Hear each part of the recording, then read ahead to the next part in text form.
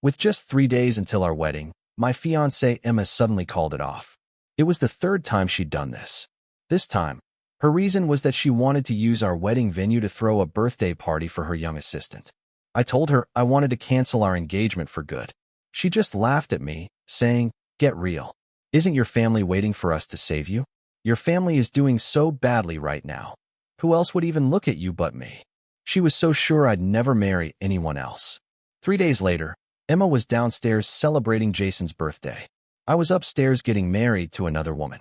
When she came up with Jason, their arms linked, wanting to share a celebratory drink, she saw me in a groom's outfit next to the most successful businesswoman in our city. She completely lost her composure.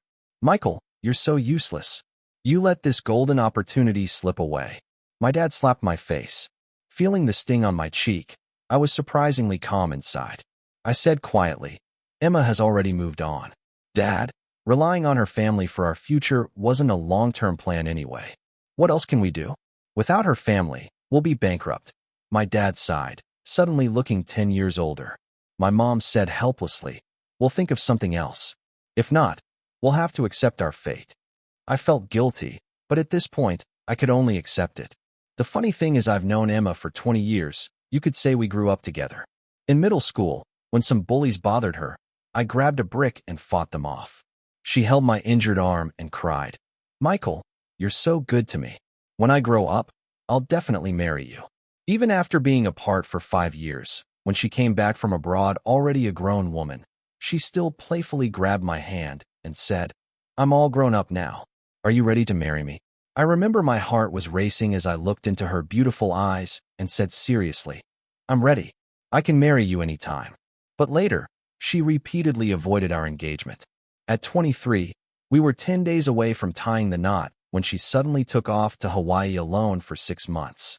At 24, on our wedding day, she had a fit at work, refusing to show up and leaving me alone at the altar.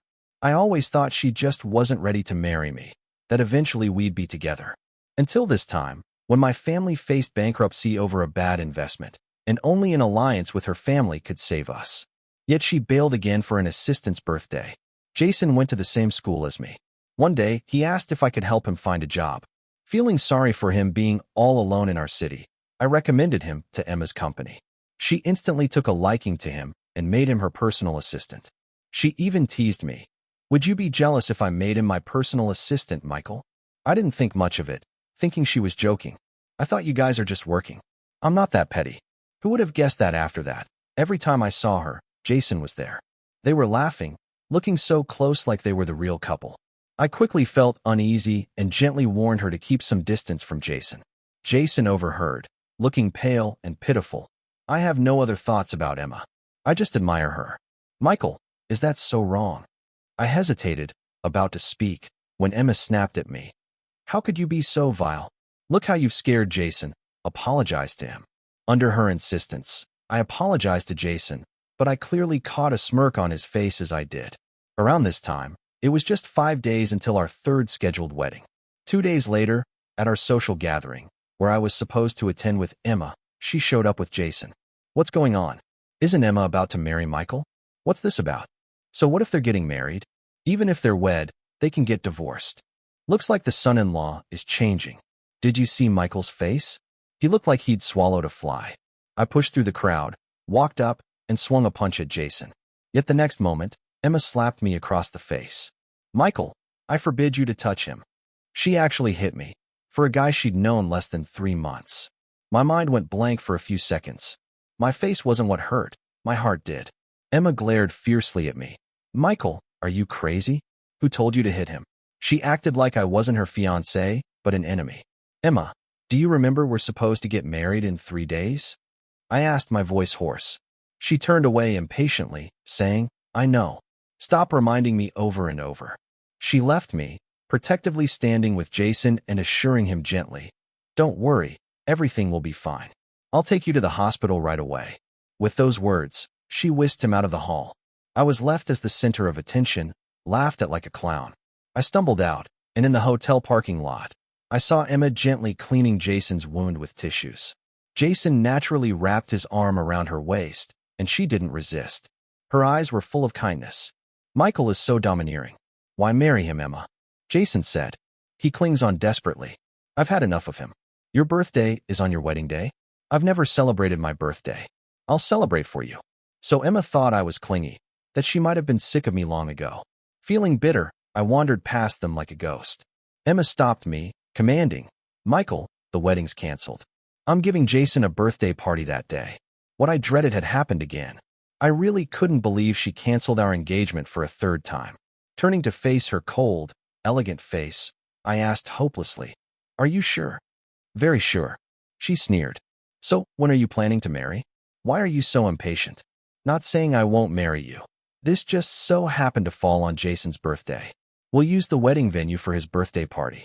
I've decided in just 2 minutes. She switched our wedding for Jason's birthday party. I stayed silent for a long time, looking at the cold and distant expression on her face. I finally made up my mind and slowly spoke up. Emma, let's completely call off the engagement. She was stunned for a couple of seconds, then replied angrily. Are you trying to force me to marry you this way? I told you I'm spending that day on Jason's birthday. Can't you understand human words? No, I said. It's just that I don't want to marry you anymore. I looked at her standing so close to Jason, my eyes stinging, but I was dead serious. Emma pointed her finger at me. Get a hold of yourself. Haven't you waited for my family's rescue all along? Your family's doing so bad now. Who else would even consider you besides me? Or do you not care about your family and want to marry someone with no money or power? I looked at her in shock. So she knew my family was pinning everything on this marriage, yet she still postponed the wedding for Jason's birthday. At that moment, I felt like someone had me by the throat, hurt and breathless. She saw the change on my face and snorted, Stop pretending. It's just a few days delay for the wedding. Is it worth all this pain? I was speechless. She pulled Jason into the car. 3 days from now, it's Jason's birthday party. You're invited, she said. Jason looked at me, unable to hide his smirk. Yeah. If it weren't for Michael, Emma and I wouldn't have met. You'll have to come that day, Michael. As they drove off, I stood there quietly, remembering the day before Emma left to study abroad. She came to me. Michael, I don't want to leave you. I'm so reluctant to let go of you. I'll definitely be sad and miserable without you. She cried her heart out. I carefully wiped her tears, made silly faces, told jokes, did everything I could to comfort her until I said, Think of it as a vacation. Have fun there. Trust me, I'll be waiting right here when you return. Only then did she smile. She made a pinky promise, made me swear to wait for her. But Emma, this time I won't wait for you. We're really over. When I got home, I took out everything related to her, her photos, the gifts she gave me, the diary I wrote for her. I tossed them in a box, took it to the yard, and set it all on fire. Her family's villa was right across the street. By the time Emma returned, most of it was already burned away. She glanced from afar, mocking. Who are you putting on a show for? Without knowing, one might think there's been a death in your family. I didn't answer, just silently watched as my memories with Emma turned to ashes. No one died, but my feelings did.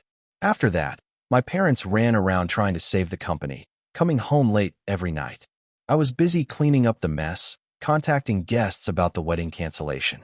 I went to the boutique where we ordered our wedding outfits. To my surprise, Emma and Jason were there trying on clothes. Emma wore the very wedding dress we'd ordered, and Jason had on the groom's suit meant for me.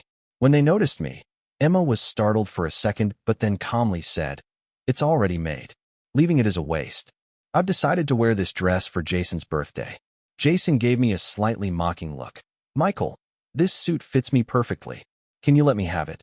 They stood together in those outfits like they were bride and groom. I looked at them and sincerely suggested, Why not just get married? You two are a perfect match. Jason seemed pleased by this, while Emma suddenly got cold. Michael, what nonsense are you talking about? We've been engaged for a while. By saying this, are you insulting me? I replied, How's it an insult? Our engagement's off.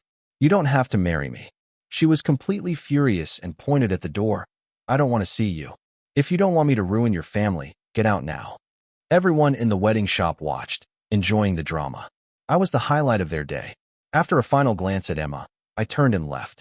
Behind me, their laughter quickly filled the air inside. I was peaceful. After all, I'd let go of all expectations for Emma a long time ago. At home, my parents sat in the living room waiting. My mom looked at me, hesitated, and asked, Michael, do you still have feelings for Emma? Are you having a hard time letting go? My dad spoke sternly. Even if you can't let go, you have to. It's the only way to save the company. I recalled the scene at the boutique and calmly replied, I have no feelings left for her. Good, then, my dad decided, slapping the table. Marry Linda. I had no idea who Linda was. Next, I learned from my parents that earlier today, the daughter of a prominent family in city, they wanted me to be their son-in-law. Tomorrow, they'd hold a wedding for me and this young lady right upstairs from the venue we booked. Jason's birthday party was also tomorrow. I couldn't believe it.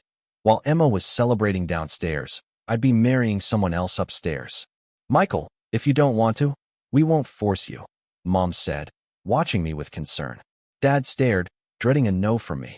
Quietly, I said, as long as she's willing, I'll go along with it. So this rushed wedding was set. The next day came quickly. That day, I was to marry a stranger. Too familiar with the original venue, I accidentally went to the wrong floor and walked right into Jason's party. When I arrived, Jason's friends were goading Emma to kiss him. She looked at him with soft eyes, showing no hint of refusal. Eventually, she stood on her tiptoes and gave him a soft kiss. Jason held her and kissed back. They were in wedding attire, looking all lovey-dovey like a sweet couple at a wedding. Everyone cheered and applauded at the scene. But inside, I felt really calm. It took Emma a while to notice me. Her face changed for a moment, but she quickly regained her composure. Why are you so late, dressed like that? What are you up to? Unlike her gentle attitude with Jason, she snapped at me coldly. I glanced at my groom's suit and answered honestly, I'm getting married today. Jason heard me and laughed right in my face. Michael, are you for real? This is a birthday party, not your wedding. Maybe I should help you find a shrink. His friends joined in, saying nasty things. Emma's gal pals looked at me like I was some kind of clown. Emma glared at me, speaking harshly. Michael, are you crazy or what? I told you we'll talk about getting married later. Stop embarrassing yourself and get lost. She thought my outfit was my way of pushing her to marry me. I looked at her carefully made-up look, her fancy wedding dress, and the lipstick mark she left on Jason's face. I smiled a bit, calm as can be. I am getting married, but the bride isn't you. My wedding's upstairs. If you want to come, I don't mind you having a drink. With that, I turned and walked away. Emma was left standing there and shot at me viciously. Michael, are you nuts? Linda's wedding is upstairs? You, a broke kid on the verge of bankruptcy, think you can marry her? You must be delusional. I ignored her and went back to my wedding on the hotel's second floor. The moment I stepped on stage, I saw my bride, Linda. Her wedding dress was simple but looked stunning on her. I locked eyes with her and realized her face seemed familiar, like I'd seen it before, but I couldn't quite place it. She gave me a gentle smile, and I awkwardly nodded back. It felt like a dream, marrying someone practically a stranger. The MC had us exchange rings. I walked to Linda, picked up her hand, and carefully slid on the ring. It was a tight fit, my hand shaking a bit. She lowered her head and giggled, whispering softly, Michael, long time no see. It was like we'd known each other forever, but I couldn't remember. She didn't say more, and neither did I, just following along with the ceremony. Emma and Jason showed up as we were toasting the guests. Not wanting to steal Linda's thunder, Emma had switched out of her wedding dress. Seeing Linda with her arm looped through mine, joining me for toasting and small talk, Emma's face changed. She rushed over, grabbing my wrist. Michael, what are you doing? How dare you mess with Linda's wedding? Do you have a death wish? Everyone turned to look with curious eyes. They knew about the messy drama between us and wondered how things would play out. I pulled my hand away from hers. Emma, if you're here to congratulate us, find a seat. Don't disrupt my and Linda's wedding. Emma hesitated, then laughed. Is this a joke? You, a broke guy with Linda? Linda spoke up with a cool edge. Ma'am, show some respect to my husband. If you don't, security will escort you out. Even Linda seemed to be playing along. Emma looked puzzled, still reaching for my hand. She tried dragging me away as security stepped in. Let me go? Michael, is this how you treat your fiancé? Aren't you scared my family will ruin yours in S City? Emma threatened with the same old weak point. I sighed, disappointed but staying calm. We broke off the engagement, remember? This is my wedding with Linda. Chill out. Linda held my arm tighter, giving Emma a bland stare. If you mess with him, You mess with me. You should know the consequences for your family. But Emma didn't seem to hear, still staring at me. Michael, you're leaving me? You said you'd marry me. Did you forget? Before I could answer, Linda stepped in. Emma, really? Michael waited years for you. How could you treat him like that? Someone who values him will take care of his heart. Go find your toy boy, you don't deserve him. I was surprised Linda knew so much about me. For now, I hoped she'd help my family. Her support was already a blessing. Jason came over to take Emma away, but she shoved him down, not even glancing at him, like she was clinging to her last hope. She grabbed my hand. Michael, I'm sorry. Can't we get married now? I promise no more running away. Michael, please. I saw her in such a state and felt baffled. Why would she care if I married someone else? But it didn't matter now. I pulled my hand back, holding Linda's tightly, our fingers intertwined. Whatever you're saying, I'm not interested. Linda is my wife, and this is our wedding. Please leave. No, I won't. Michael, don't leave me like this. Ignoring her cries, security forcefully led her away. Linda gently squeezed my hand. Michael, she's the girl you loved for so long. She's willing to marry you. Are you sure you're letting her go? I turned to look at Linda, puzzled by the emotion I saw there. I looked into her beautiful eyes and said, You're the one who saved me from my cage. Since we've had a wedding, you're the love of my life now. Linda, will you be my wife? Her cheeks turned crimson as she nodded earnestly at me. Even though Linda and I were already married, we hadn't known each other long. That night, nothing actually happened. She just held my hand and said, Shall we go get our marriage license tomorrow? Or do you want some time to think it over? Her respect for my opinion was a bit unexpected. I smiled at her. Let's go with your plan. And her eyes lit up. Okay, then let's go to the Civil Affairs Bureau tomorrow. Somehow, Emma got wind of the news. The next day, as Linda and I arrived at the Civil Affairs Bureau, Emma was waiting at the entrance. When she saw us, she rushed over. Michael, she exclaimed, I won't let you register your marriage with her. You promised to marry me. Are you going to back out? I shielded Linda, not wanting her to get hurt by Emma. I looked at Emma, cold and unchanging, and said, Emma, haven't you broken your promises before? Can't you stop causing trouble? She protested, but you've always indulged me. Why not just one more time, Michael? I brought all my documents. We can register our marriage now. Emma reached for my hand, but I quickly dodged. Stop being disgusting, will you? I have no feelings left for you. I'm not registering anything with you, so please step aside. Emma shook her head, tears in her voice. I don't believe it. We have over 20 years of history. How could it just be gone? Are you doing this for the company? I can help too. I'll get your family some big deals to save you. I couldn't help but laugh, a bitter sound tinged with anger. You think our relationship was so strong? Then why did you ruin our wedding for someone you've just met? You even wore a wedding dress for his birthday, Emma. Isn't it obvious how you feel about me? She pointed at Linda. And what about her? You've never even dated, but you'd rather marry her than me. Can you really say you truly love her? Holding Linda's hand tightly, I frankly told Emma, I can't say how much I love my partner, but what I do know is I thoroughly despise you. Now please step aside. I won't let you register your marriage, she was saying, but then fell silent. Linda stepped forward and slapped her hard. Emma, haven't you hurt Michael enough? Can you be kind and leave him alone? After the slap, Emma took a few seconds to recover. She looked at me with a bitter smile. You just stood there and let her hit me. Weren't you always protecting me growing up? Why not now? Because I have someone I genuinely need to protect now, I said, grabbing Linda's hand. Emma, please don't disgrace yourself anymore. Moving past Emma toward the building, we ignored her piercing screams from behind. Michael, don't go. Don't register with her. I pretended not to hear, rubbing Linda's hand with concern. Does your hand hurt?